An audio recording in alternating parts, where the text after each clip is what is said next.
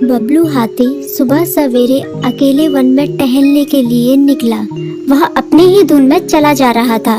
लगता था उसके दिमाग में कोई उलझन है जिसे वह सुलझाने की कोशिश कर रहा था। सड़क पर आगे बढ़ते ही उसके सामने चीकू खरगोश भागा। बबलू का पैर उसके ऊपर पड़ने ही वाला था कि चीकू जोर से चिल्लाया। उसकी आवाज सुनकर बबलू ने अपना पैर पीछे खींच लिया। कहाँ खोए हो बबलू भाई? कहीं नहीं, बस कुछ ऐसे ही सोच रहा था। किस बारे में? तुम जानकर क्या करोगे? शायद मैं तुम्हारी कुछ मदद कर सकूं। तुम तो जानते हो आजकल वन में कितनी चोरियां हो रही हैं, पर चोर का कोई अता पता ही नहीं है। इस बात को लेकर वन के सारे प्राणी चिंतित थे।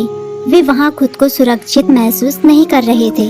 अरे चीकू भाई, हम मजबूर हैं। हम चोर को पकड़ ही नहीं पा रहे हैं। वह बहुत चालाक है और अपने काम को बड़ी कुशलता से अंजाम दे रहा है। कहीं कोई सबूत ही नहीं छोड़ रहा। हमारे राजा इस बात को लेकर बहुत चिंतित हैं। यही कारण है कि हम सब इस बारे में सोच रहे हैं। अब तुम मेरी इसमें क्या मदद कर सकते हो? मैं कुछ सोचता हूँ, हो सकता है मुझे कोई उपाय सूझ जाए। प्रयास करने में कोई हर्ज तो नहीं है। तुम ठीक कहते हो चीकू, लेकिन वन के गुप्तचर भी अभी तक इसका कोई हल नहीं निकाल सके। इतना कहकर वे चुप हो गए। बबलू की बातों ने चीकू को सोचने के लिए मजबूर कर दिया। चीकू को उदास देखकर बबलू बोला, तुम अपना मन छोटा मत करो। मुझे अच्छा लगा कि तुमने मेरी परेशानी को समझा। कभी मैं भी इस वन के लिए गुप्तचर का काम करता था। एक बार मेरी टांग टूट जाने से मेरे अंदर फुर्ती नहीं रही। तब से मैंने यह काम छोड़ दिया। चीकू, तुम चाहो तो यह काम दोबारा कर सकते हो। वन के प्राणी ज्यादातर दिन में भोजन की तलाश करते हैं, वे रात को आराम करते हैं। तुम दिन रात दोनों में ही भोजन की तलाश में निकल सकते हो सकता है रात को तुम्हें कुछ ऐसी बातों का पता चल जाए जो हमारे काम की हो। हाँ बबलू, तुम ठीक कहते हो। मैं आज रात को वन में घूम कर इस बात का पता करने की कोशिश करता हूँ। थोड़ी देर बातें करके चीकू अपने बिल की ओर बढ़ गया और बबलू अपने रास्ते चला गया।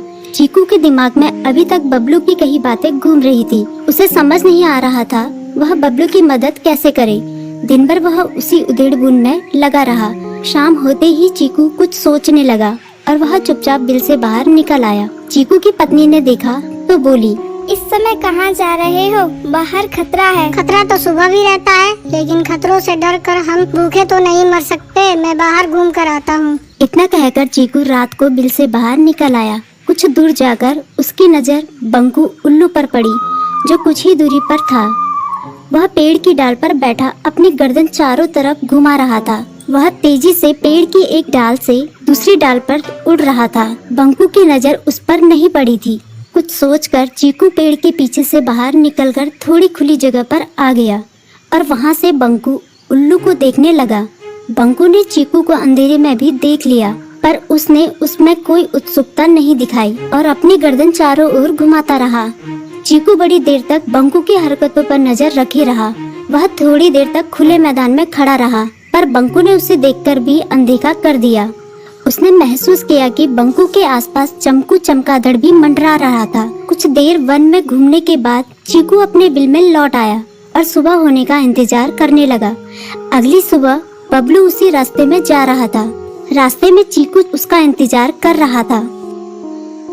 आज बड़ी जल्दी आ गए बबलू। हाँ, आजकल मुझे चिंता की वजह से नींद नहीं आती। कोई नई खबर है क्या? यकीन से तो मैं नहीं कह सकता, पर मैं तुम्हें ऐसे प्राणी का नाम बता सकता हूँ जो शायद चोरों की मदद कर रहा है। कौन है वो?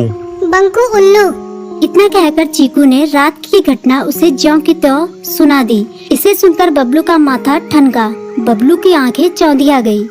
तुम ठीक कह रहे हो। मुझे आज रात बंकू और चमकू पर नजर रखनी होगी। इतना कहकर वे दोनों अपने अपने रास्ते चले गए। बबलू रात को अपने साथियों के साथ बंकू पर नजर गड़ाए रहा। उसकी संदिग्ध गतिविधियों को देखकर बबलू ने उसे उसके साथियों चंकी और संकी लोमड़ के साथ पकड़ लिया। बबलू ने सख्ती से पूछताछ करनी शुरू कर दी। तुम इस समय बंकू चमकू के साथ क्या कर रहे हो? हम चारों दोस्त हैं, इसलिए साथ बैठकर बातें कर रहे हैं। चमगादड़ और उल्लू की दोस्ती तो समझ में आती है, पर लोमड़ के साथ दोस्ती कैसे हो सकती है? सख्ती से पूछने पर दोनों ने अपना जुर्म कबूल कर लिया और सभी चोरियों के बारे में बताया जो उन्होंने कुछ दिन पहले वन में की थी। बबलू ने उनके चोरी का सारा सामान भी बरामद कर लिया। बंकू और चमकू को अभी तक समझ में नहीं आ रहा था कि वो इतनी आसानी से कैसे पकड़ में आ गई।